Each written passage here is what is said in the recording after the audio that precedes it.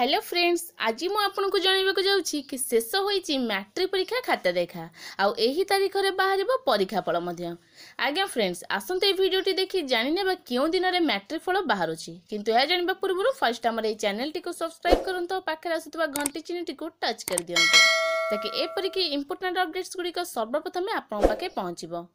तो सूचना अनुसार जहाँकि जना पड़ी कि एप्रिल शेष सप्ताह बाहर परीक्षा फल आउ माध्यमिक शिक्षा परिषद पक्षर मार्च 24 तारिख आरंभ होता हाईस्कल सर्टिफिकेट परीक्षा मध्यमा और राज्य मुक्त विद्यालय सर्टिफिकेट परीक्षा खाता मूल्यांकन समाप्त होइछि। एबे किंतु मार्क पोस्टिंग समेत मार्क जांच प्रक्रिया आरंभ होइछि। आसंता 15 दिन मध्य यह शेष होबाकू थिबा बेले चलित मास शेष सप्ताह परीक्षा फल प्रकाश पाइब बोली सूचना मिली। किंतु समूह कॉपी इंग्राजी परीक्षा तालिका बातिल होइतिबा केन्द्र और गणित ओएमआर हजि जाइथिबा परीक्षा केन्द्रर परीक्षार्थी भाग्य निर्धारण एवं चूड़ांत होई नाही। परीक्षा फल अंतिम पर्यायर बोर्ड परीक्षा कमिटी द्वारा यह परीक्षार्थी भाग्य निर्धारण कर स्थिर मध्य होइछि।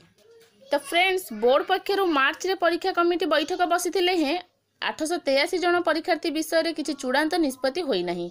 ए विषय में बोर्ड सभापति प्रोफेसर डॉक्टर जहानारा बेगम कहते जे परीक्षा खाता मूल्यांकन आज शेष होइछि किंतु मार्क पोस्टिंग और मार्क जांच प्रक्रिया आउ 15 दिन लागिबो।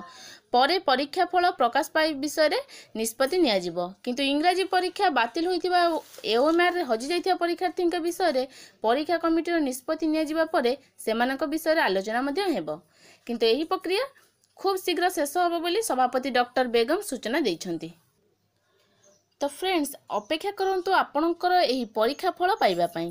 आउ ये वीडियोटी जदि पसंद आस्थिबो वर्तमान लाइक करंतु और अधिक अधिक शेयर कर दियंतु। तो पुणी देखा आपन नेक्स्ट वीडियो रे। रहूची take care and bye bye.